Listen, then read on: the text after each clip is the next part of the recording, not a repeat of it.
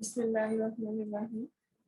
BSc mathematical method से आज का हमारा आर्टिकल नंबर 3.25 है, जो कि पार्टीशनिंग ऑफ मैट्रिक्स के बारे में है। अब इन पार्टीशनिंग की हमें जरूरत क्यों पड़ी, इसके पीछे की मोटिवेशन क्या है, वो मैं आपको डिस्क्राइब कर देती हूँ।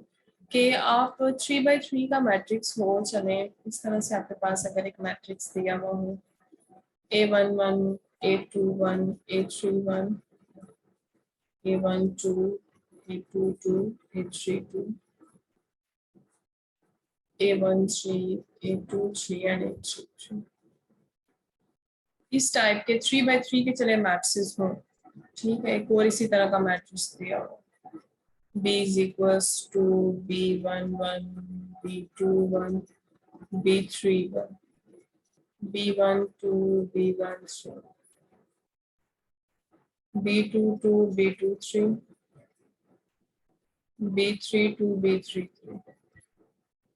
तो इन दो का अगर आपने प्रोडक्ट लेना है तो आप इजीली लेते हैं। मैंने वैसे स्केल लिखे हैं, आप कोई और ऑर्डर के मैट्रिक्स भी लिख सकते हैं जिसमें नंबर ऑफ जो कि कंफर्मेबल हो फॉर मल्टीप्लिकेशन। ठीक है, देन आप इनका प्रोडक्ट तो बड़े इजी वे में निकाल सकते हैं। लेकिन व्हाट अबाउट अगर आपके पास ऑर्डर ज्यादा हो जाए, ठीक है, यानी एक हायर ऑर्डर का मैट्रिक्स अगर आ जाता है एम एन जैसे जनरल उसने कर दिया ना, तो उस मैट्रिक्स को मल्टीप्लाई करना हमारे लिए मुश्किल हो जाता है। इतनी लेंथी कैलकुलेशंस कौन करेगा। ठीक है, जबकि हमने मैट्रिक्स बनाए ही इसीलिए थे कि हमारे पास जो मैथमेटिकल लीनियर इक्वेशंस बन रही थी वो बड़ी डिफिकल्ट फॉर्म में आ रही थी, तो मैट्रिक्स में कन्वर्ट करके हमने उनका सोल्यूशन निकालने की कोशिश की। अब फिर से यहाँ ड्रॉबैक आया कि जब हायर ऑर्डर के आपके पास मैट्रिक्स आ जाएंगे तो उनको मल्टीप्लाई कैसे करेंगे आप। ठीक है, तो उसके लिए हम क्या करते हैं, हम उनको छोटे छोटे सब मैट्रिक्स में डिवाइड करते हैं जिनको हम ब्लॉक्स का नाम देते हैं। Sometime we partition a matrix into blocks of elements. ठीक है, and consider such blocks as elements. उनको उस मैट्रिक्स के एलिमेंट्स के तौर पे कंसीडर किया जाता है और उनके कोरस्पॉन्डिंग फिर जो दूसरा मैट्रिक्स होता है फिर उनकी प्रोडक्ट ली जाती है। ठीक है, यानी हम उसके छोटे छोटे ब्लॉक्स में कन्वर्ट करके उन ब्लॉक्स के लिहाज से जब मल्टीप्लीकेशन करते हैं तो हमारा आंसर एक्यूरेट ही आएगा। ठीक है, सच ब्लॉक्स को हम क्या नाम देते हैं, सब मैट्रिक्स का नाम देते हैं of the original matrix and are labelled in the same manners as elements of a matrix है। ठीक है, और उनको लेबल कैसे करेंगे, जैसे अगर हम सब मैट्रिक्स का नाम दे रहे हैं, जैसे ये एक छोटा सा मैट्रिक्स मैंने ले लिया, इसको नाम कैसे देंगे, वो अकॉर्डिंग टू द जो भी आपके पास मैट्रिक्स की शेप होगी, जो भी क्राइटेरिया होगा उसके लिहाज से आप उसको नाम दिया करेंगे। ठीक है, a matrix can be partition some in many different ways. उसके बहुत से डिफरेंट वेज हो सकते हैं, ये नहीं है कि कोई एक्यूरेट जो हम बता देंगे वही होगा, नहीं, इसके डिफरेंट वेज है। And the manner in which it is to be partition is often indicated by drawing horizontal and vertical lines between selected rows and columns. Better way हमारा क्या होता है कि हम हॉरिजॉन्टल और वर्टिकल लाइंस लगा लेते हैं between selected rows and columns and then हम इसको पार्टीशन कर देते हैं। जी, ये आपके पास एक m बाई n मैट्रिक्स दिया हुआ है, उसकी पार्टीशनिंग किस तरह से होती है, ये एक जनरल वे में पार्टीशनिंग बताई गई। ठीक है, वो पार्टीशनिंग क्या है, उसको आपने स्क्वायर मैट्रिक्स में ही कन्वर्ट किया है, जिसका फर्स्ट एलिमेंट B11 मैट्रिक्स है, दूसरा एलिमेंट B12 मैट्रिक्स है, तीसरा एलिमेंट B21 मैट्रिक्स है और चौथा एलिमेंट B22 मैट्रिक्स। B11 का क्या मतलब है, B11 में आपने क्या किया, P रोज ले ली है। ठीक है, ये आपने एक P बाई K का मैट्रिक्स ले लिया और K कॉलम्स अलग कर लिए। ठीक है, उसके अंदर से उसी मैट्रिक्स के अंदर से आपने P रोज अलग कर ली है और K कॉलम्स अलग कर ली है। फिर उसके बाद यानी कि यहाँ पे ये जो है P rows and K columns वाला अलग हो गया मैट्रिक्स। फिर आगे से किधर से आएंगे, रो तो वही चल रही होगी ना, यहाँ से तो रो वही चलेगी, लेकिन एलिमेंट कौन सा आएगा, K+1, कॉलम चेंज हो जाएगा आपका। तो नेक्स्ट जो मैट्रिक्स आपके पास आएगा वो किस तरह से आएगा,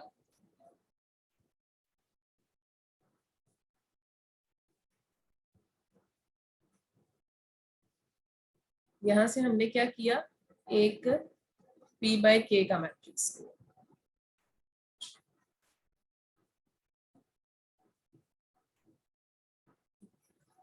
P बाई K का मैट्रिक्स किया। तो B11 जो है बेसिकली P रोज तक गया और K कॉलम तक गया। ठीक है, A P K तक गया, लेकिन इसके आगे अगर मैं B11 इस अगर मैट्रिक्स को A में कंसिडर करूं, देन इसके आगे कोई K+1 एंट्रीज भी हैं। ठीक है, फिर इसके आगे कोई K+2 एंट्री भी है एंड सो ऑन चलते चलते 1 से ये, अब ये M बाई N का आपके पास मैट्रिक्स है तो कहां तक जाएगा, N तक जाएगा। ठीक है, क्योंकि 1 2 मैंने बस इधर एक ही एलिमेंट है, इसके बाद खत्म हो जाएगा। तो इधर से ये 1n तक जाएगा। बिल्कुल उसी तरह a2k+1, a2k+2 and so on a2k+n। और इसी तरह से इस तरफ भी इसको एक्सटेंड करते करते मैंने कितनी रोज लेनी है, pk+1, ठीक है, apk+2, ये रो को रिप्रेजेंट कर रहा है, ये कॉलम को कर रहा है, एंड सो ऑन apk+1। ये इस तरह से आपका क्राइटेरिया, ठीक है। तो ये जो मैट्रिक्स बच जाता है उसको उसने किसका नाम दिया, B12 का नाम दे दिया, ठीक है। यही क्राइटेरिया यहाँ भी, ये जो B12 ये वाला मैट्रिक्स है वो आपका इस तरह से आ जाए।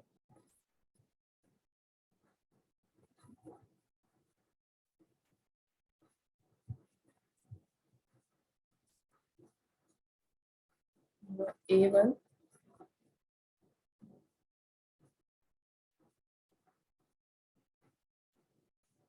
A1 A2, ठीक है। अच्छा नेक्स्ट में अब B12 भी आपने लिख लिया।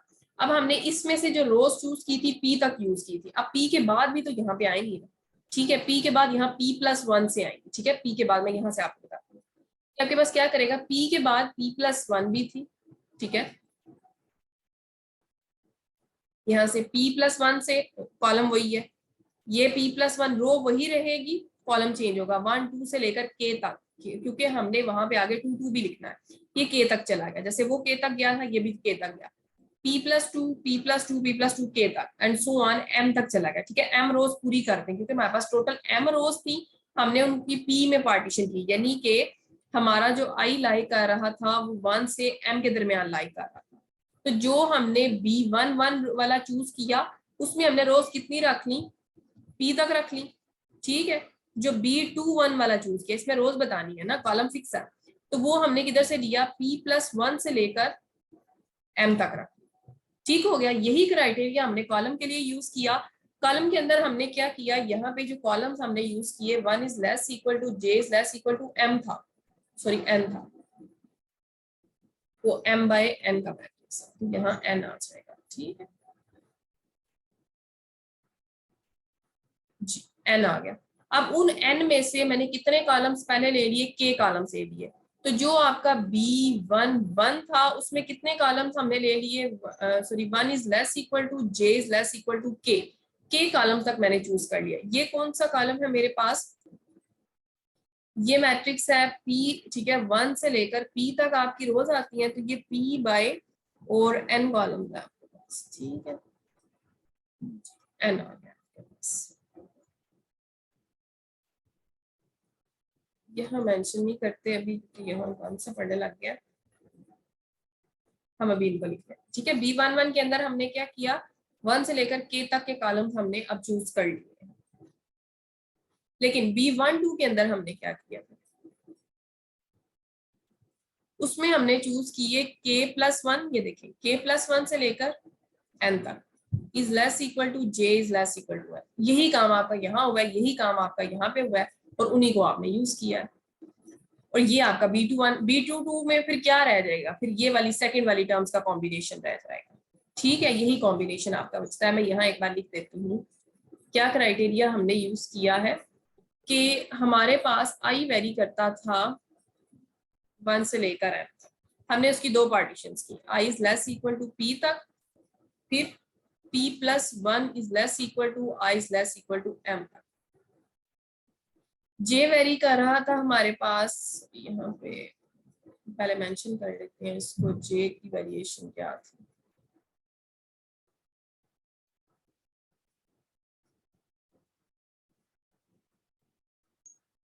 One is less equal to J is less equal to N था। इसकी वेरिएशन हमने क्या की, J is less equal to K and then K+1 से ऑनवर्ड वो N तक गया। ये आपका कॉम्बिनेशन आ गया। अब वो कॉम्बिनेशन आपका किस तरह से चलेगा कि ये चार एलिमेंट का जो है ना ऑर्डर बताया जा रहा है, अब इन चारों को हमने चार मैट्रिसेस में कन्वर्ट करना, ठीक है। पहला क्या होगा, P/K का होगा, फिर क्या होगा P/ हमारे पास, यानी कि अब K+1 उसमें से माइनस हो जाएंगे, तो N-K तक ऑर्डर, ठीक है। ये K+1 से शुरू हो गए हैं, इसका मतलब है ये N-K की फॉर्म बताई जा रही है। ये P+1 से M तक है, इसका मतलब है ये M-P की फॉर्म बताई जा रही है, ठीक है। इसमें टोटल P है, रोज इसमें टोटल कितनी है m माइनस की, इसमें टोटल कितने कॉलम्स है k, इसमें कितने हैं n माइनस के, वही यहाँ पे आपके यूज हो। ठीक है, तो यही क्राइटेरिया आपका यूज होता है। आप पहले 1 से लेकर p तक रोज लेंगे, फिर आप m माइनस p जो है ना रोज लेंगे। पहले p तक रोज लेके k कॉलम्स लिए, ठीक है, p तक रोज लेके फिर n minus k columns, p तक रोज लेके k कॉलम्स हमने लिए, फिर p रोज लेके n माइनस k कॉलम, एक ये कॉम्बिनेशन बना, एक ये कॉम्बिनेशन बना। ठीक है, फिर उसके बाद हमने क्या किया, हमने m माइनस p रोज ली, उन m माइनस p रोज के साथ ये k कॉलम्स लिए, फिर m माइनस p रोज के साथ n माइनस k कॉलम्स लिए, और ये कॉम्बिनेशन बन गया। तो वही आपने एक स्क्वायर मैट्रिक्स में इसको कन्वर्ट कर लिया। इसकी जनरल फॉर्म आना ज्यादा जरूरी नहीं है, इसको ड्रॉ करना आना चाहिए और आपको मैट्रिक्स की पार्टीशन आनी चाहिए, बाकी आपका सारा क्लियर हो जाता है। जब आप लाइनें ड्रॉ करके आप इसको एक मैट्रिक्स दे के आप इसको इजीली कर सकते हैं। नेक्स्ट आपके पास जो है ना कुछ डेफिनेशन दी हुई है, वो डेफिनेशन क्या कहती हैं कि अगर दो मैट्रिक्स आपको दिए हुए हैं m by n matrix, then A और बी जो है आइडेंटिकली पार्टीशन कब हो। ठीक है, इंपॉर्टेंट चीज है आपके पास, दो मैट्रिक्स को आइडेंटिकली पार्टीशन तब कहते हैं जब कॉरस्पॉन्डिंग सब मैट्रिक्स, ठीक है, जिनके corresponding Cij and Dij of A and B और ऑफ द सेम आर्डर, अगर उनका आर्डर सेम हो, यानी आपने ए की भी पार्टीशनिंग की, बी की भी पार्टीशनिंग की, देन अगर उनके जो कॉरस्पॉन्डिंग सब मैट्रिक्स हैं अगर उनका आर्डर सेम है, देन वो दोनों क्या होंगे, आइडेंटिकली पार्टीशनड होंगे, और इस केस में इन दोनों की एडिशन जो है डिफाइन होगी। यहाँ आपको बताया गया कि अगर दो मैट्रिक्स की एडिशन करनी है हायर ऑर्डर के, तो उनकी एडिशन कब पॉसिबल होती है, वो तब पॉसिबल होती है जब वो आइडेंटिकली पार्टीशनड होते हैं, अदरवाइज नहीं होती। ठीक है, आइडेंटिकली पार्टीशनड होंगे तो उनको ऐड किया जा सकता है या सब्ट्रैक्ट किया जा सकता है। ठीक है, तो इसके पीछे मोटिवेशन क्या है कि एडिशन और सब्ट्रैक्शन कब पॉसिबल है। ठीक है, एडिशन और सब्ट्रैक्शन कब आपकी जो है ना पॉसिबल होती है फॉर हायर ऑर्डर मैट्रिक्स या पार्टीशनड मैट्रिक्स, वो तब होती है जब वो आइडेंटिकली पार्टीशनड होते हैं। आइडेंटिकली पार्टीशन कब होते हैं, जब उनके कॉरस्पॉन्डिंग जो सब मैट्रिक्स है वो उनका ऑर्डर सेम होगा। ठीक है, अदरवाइज वो नहीं होती।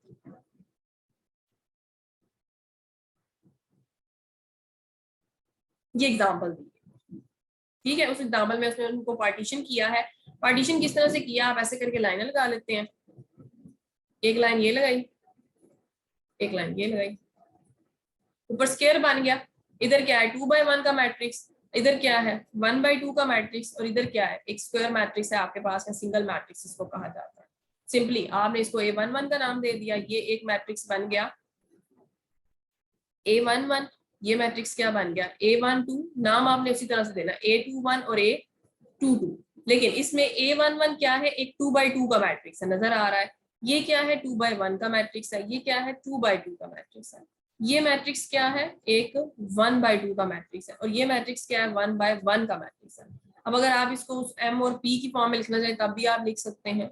ठीक है, 2/2 का मैट्रिक्स एक बार हमने सेम m बाय क्या लिया था, m/n लिया था। ठीक है, यहाँ आपने उसको p/k फॉर्म में जो कन्वर्ट कर लिया था, p और k फॉर्म हो गई, फिर p में से k-1 कर लिया, फिर p-1 k कर लिया, फिर p-1 और k-1 कर लिया। ये वो आपका क्राइटेरिया यूज हो रहा है। ये उसने पार्टीशनिंग बताई है कि पार्टीशनिंग हम कैसे करते हैं, ये उसने पार्टीशनिंग कर दिया है।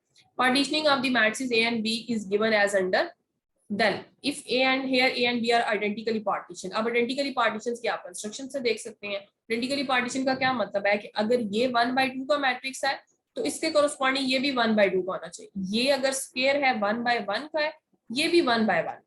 ठीक है, ये 2/2 का है तो ये भी 2/2 का है, डिफरेंट लेकिन उनकी पार्टीशनिंग सेम होती है।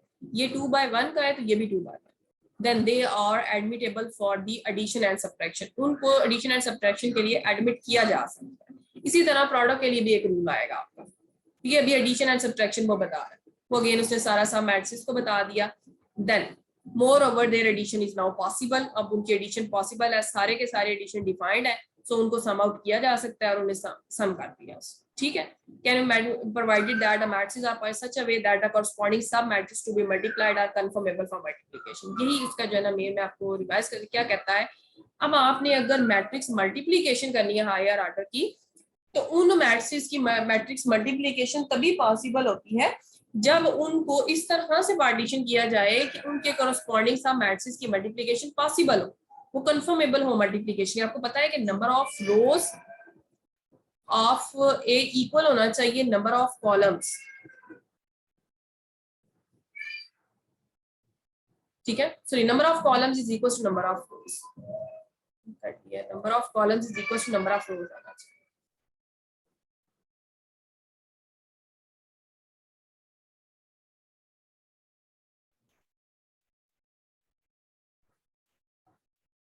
नंबर ऑफ रोज होना चाहिए। बिल्कुल इसी तरह अब आपकी ये जो पार्टीशनिंग होगी सब मैट्रिक्स की, कि जो कोरस्पॉन्डिंग सब मैट्रिक्स जिनको मल्टीप्लाई किया जाना है वो मल्टीप्लिकेशन के लिए कंफर्मेबल होने चाहिए, अदरवाइज उनकी मल्टीप्लिकेशन नहीं हो सकती। वो क्या क्राइटेरिया है कि जैसे देखें ये उसने दो मैट्रिक्स से ले लिए, अब ये देखें अब इनको सेम आइडेंटिकली पार्टीशन होना जरूरी नहीं है, ये बात यहाँ पे लिख लें कि मल्टीप्लिकेशन के लिए आइडेंटिकली पार्टीशन होना जरूरी नहीं है, वो एडिशन के लिए है या सब्ट्रैक्शन के लिए। ठीक है, तो आइडेंटिकल पार्टीशनिंग हमारी यहाँ पे सेटिस्फाई ना भी करे तो हमें कोई मसला नहीं, मैट्रिक्स मल्टीप्लिकेशन के लिए हमें ये नहीं चाहिए, हमें बस ये चाहिए कि जब हम प्रोडक्ट लें तो क्या हमारा प्रोडक्ट एडमिसेबल है फॉर दी कोरस्पॉन्डिंग जो सब मैट्रिक्स है, अगर ऐसा है देन हम उनकी पार्टीशन देखते हैं। फॉर एग्जांपल इस मैट्रिक्स को देखें, अगर ये 2/2 का है, ठीक है, एंड ये क्या है 2/1 का है, ठीक है, पहला मैट्रिक्स है 2/2 का, दूसरा मैट्रिक्स है 2/1 का। अब इसकी अगर मल्टीप्लिकेशन करनी है तो इधर 2 होना चाहिए, बाकी और जैसा मर्जी आ हो, तब इसको अगर इसके साथ मल्टीप्लाई करना है, ये भी 2/2 का है, तो स्क्वायर का स्क्वायर के साथ प्रोडक्ट तो पॉसिबल है जी, पहला सेटिस्फाई कर गया। सेकंड में चलते हैं 2/1 का, ये कौन सा 1/2 का, जी पॉसिबल है, इनका प्रोडक्ट पॉसिबल है, यहाँ पे एक कंडीशन यहाँ पे ये आ गई। फिर अगला चेक करते हैं, अगली रो चेक करते हैं, आपने सारी रोज चेक करनी है, सारे कॉलम चेक करते हैं। नाउ A31 A32 ये क्या है 1/2 का मैट्रिक्स है, ठीक है, ये 1/2 का आ गया, दूसरा क्या है 1/1 का। अब इसको देखें, ये कौन सा 2/2 का, इधर सेम होनी चाहिए वैल्यूज, तो इट इज एडमिसेबल। अगला क्या है 1/2 का, ये भी एडमिसेबल, ये सेम होनी चाहिए, ये सेम होनी चाहिए।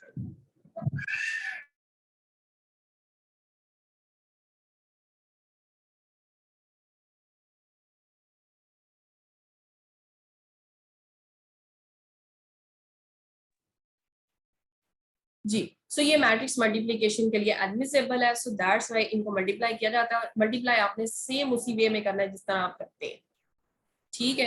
ये पार्टीशन A11 B11 आ जाएगा, यहाँ मल्टीप्लाई कर लेते हैं इसको, AB को अगर मैंने मल्टीप्लाई करना है देन मेरे पास मैट्रिक्स क्या बनेगा, first row with first column A11 B11। अब ये मैट्रिक्स की मल्टीप्लिकेशन है, एलिमेंट्स की नहीं है, A12 प्लस B21, ठीक है। नेक्स्ट क्या आएगा A11 और sorry second one A21 B11 plus A22 B22, यहाँ एडिशन नहीं आता,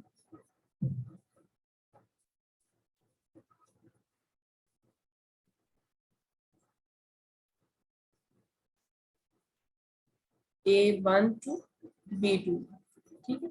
ये जो है ना हमारा प्रोडक्ट आ जाता है। प्रोडक्ट किस तरह से आया, ये 2/2 का मैट्रिक्स था, ये कौन सा था 2/1 का था, ये कैंसिल हो गया, मैट्रिक्स कौन सा आ गया 2/1 का, ये 2/1 का ही मैट्रिक्स है। अब आपने क्या करना है, इनका आंसर कैसे आएगा, आपने A11 को B11 के साथ मल्टीप्लाई करना है, फिर A12 को B21 के साथ करना है, फिर ऐड कर देना है। इसी तरह A21 को B11 के साथ मल्टीप्लाई करना है, A22 को B2 यहाँ से 1 के साथ करना है, A22 और B21 के साथ करना है, ठीक है, और देन आपने इनको ऐड कर लेना है और आपका जो है ना रिक्वायर्ड मैट्रिक्स आ जाएगा। ये आपके साथ उसने आगे जो है ना फिर वो डिटेल बताई हुई, इतनी डिटेल फॉर्म में आपको जाने का आपको प्रोसीजर पता चल गया, देन आप इसको निकाल सकते, ठीक है। This can method can be generalised for the product of any pair of matrix, हर पेयर ऑफ मैट्रिक्स के लिए इसको जनरलाइज किया जा सकता है, which are conformable for multiplication, it is called block multiplication. अब ये भी क्वेश्चन पूछा जाता है व्हाट इज ब्लॉक मल्टीप्लिकेशन, और स्टूडेंट्स को तो पता ही नहीं होता कि ब्लॉक मल्टीप्लिकेशन क्या होती है। ब्लॉक मल्टीप्लिकेशन ऐसी मल्टीप्लिकेशन होती है जो हायर ऑर्डर मैट्रिक्स को सब मैट्रिक्स में पार्टीशन करने के बाद जो मैट्रिक्स आपस में कंफर्मेबल होते हैं मल्टीप्लिकेशन के लिए, उनकी जो मल्टीप्लिकेशन होती है उसको ब्लॉक मल्टीप्लिकेशन कहते हैं, ठीक है। यही क्राइटेरिया पूछा गया। अब क्वेश्चन पे आ जाते हैं, क्वेश्चन के अंदर हमारा क्या क्राइटेरिया है, अब इसको पार्टीशनिंग हमने करनी है। अब वो पार्टीशनिंग हमारी डिफरेंट वेज में हो सकती है, वो डिपेंड करता है आप किस तरह पार्टीशन करते हैं। जैसे ये देखें एक हायर ऑर्डर का ये मैट्रिक्स दिया, अब सबसे पहले आपने क्या किया करना है, आपने आइडेंटिटी वाले और नल वाले मैट्रिक्स को अलग अलग करते जाना, ठीक है। ये सबसे पहला आपका काम होगा, आइडेंटिटी वाले अलग करते हैं। ये देखें ये एक आइडेंटिटी मैट्रिक्स पड़ा हुआ है, इधर से मैं लाइन लगा लूंगी, मुझे एक आइडेंटिटी मैट्रिक्स मिल गया, किधर तक मिला है इधर तक मिला, एक ये आपकी पार्टीशन हो गई, ठीक है। फिर आप देखें अब इधर एक आइडेंटिटी मैट्रिक्स मिला, इधर भी पड़ा हुआ है। आगे देखें एक ये मैट्रिक्स कौन सा पड़ा हुआ है, नल मैट्रिक्स पड़ा हुआ, ठीक है। इसकी पार्टीशनिंग अब यहाँ से हो जाएगी। फिर अब पूरी लाइन लगानी है, अगर ये देखें तो यहाँ पे एक नल मैट्रिक्स पड़ा हुआ है, इसकी पार्टीशनिंग क्या हो जाएगी, ये हो जाएगी। तो ये आपकी टोटल पार्टीशनिंग इस टाइप की गई। अब अगर इनको अगर नाम दिया जाए, नाम क्या है, ये कौन सा है, I3 दिया हुआ है, आइडेंटिटी मैट्रिक्स 3x3 का दिया हुआ है। ये क्या दिया हुआ है, नल मैट्रिक्स है O, लेकिन 3 रोज और 2 कॉलम्स है, O 3/2। ये अब हमारे पास क्या है, ये एक मैट्रिक्स A दिया हुआ है, ठीक है, जिसका ऑर्डर क्या है 3/1, एक कॉलम वेक्टर दिया हुआ है, ठीक हो गया। आगे क्या दिया हुआ है, ये एक आइडेंटिटी सॉरी नल मैट्रिक्स ही है, लेकिन क्या ये इसका ट्रांसपोज नहीं दिया हुआ, ये O 2/3 है, तो इसको O 2/3 भी लिखा जा सकता है या O 3/2 का ट्रांसपोज भी लिखा जा सकता है, इस तरह से। ये क्या है, I2 दिया हुआ है, ये क्या दिया हुआ है, O 2/1 दिया हुआ है। फिर ये कौन सा मैट्रिक्स, अब देखें ये 3/1 का मैट्रिक्स है जिसमें I सिर्फ 1 आ रहा है, ये क्या है, उसका ट्रांसपोज नहीं दिया हुआ, इसको A 3/1 का ट्रांसपोज भी लिखा जा सकता है। अब ये O 2/1 है, ये O 1/2 है, या उसका ट्रांसपोज भी लिखा जा सकता है। और ये हमारे पास कोई बी मैट्रिक्स जिसको हम 1 का नाम दें, ठीक है, स्क्वायर मैट्रिक्स। तो इस तरह से आपने पार्टीशनिंग कर लेनी है और यही आपका क्राइटेरिया यूज होगा।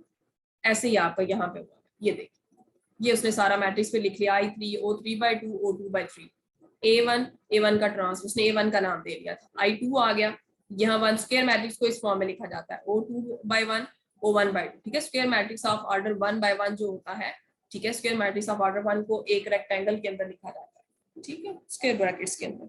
आगे उसने बता दिया A1 क्या है, फिर उसने A स्क्वायर लिया और इस तरह से जरा स्क्वायर लिया हुआ है, उसी से प्रोडक्ट लिया, उसने सारा कंफर्मेबल कर दिया, ठीक है। ये मल्टीप्लिकेशन उसने निकाली हुई है, अब आप इसको चेक कर सकते हो, वेरीफाई A स्क्वायर उसने आपको, ठीक है। सिंपली वो डिपेंड करता है कि आप किस तरह इसको वैल्यूएट करना चाहते हैं।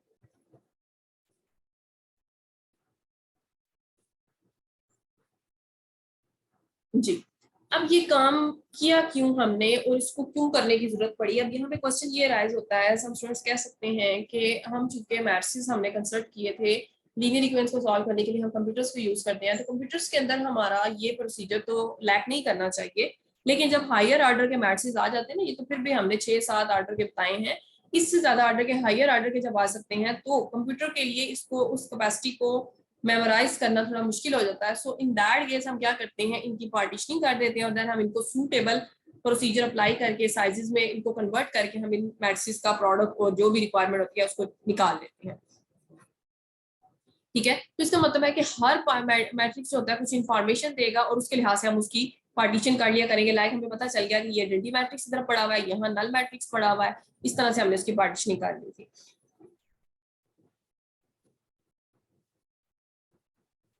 ठीक है। तो आपने इन जो है ना वेज में इसकी पार्टीशनिंग करनी है और आपने इसको सॉल्व कर लेना है।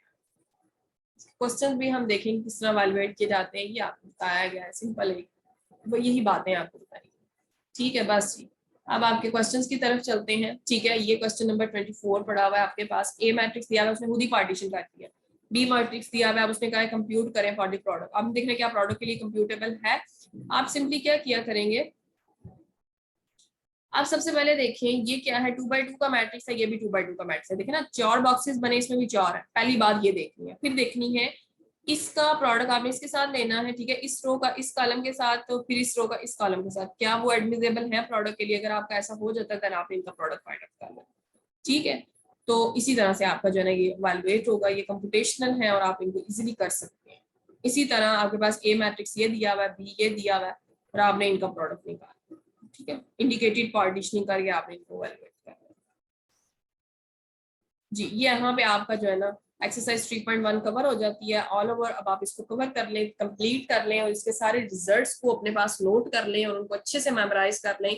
ये आपने रिजल्ट जो है वाइडली यूज कर लें, ठीक है। चैप्टर नंबर 6 के अंदर भी इनकी जो है ना एप्लीकेशंस आ जाती हैं और इनको वैल्यूएट करना है। जी, थैंक यू वेरी मच।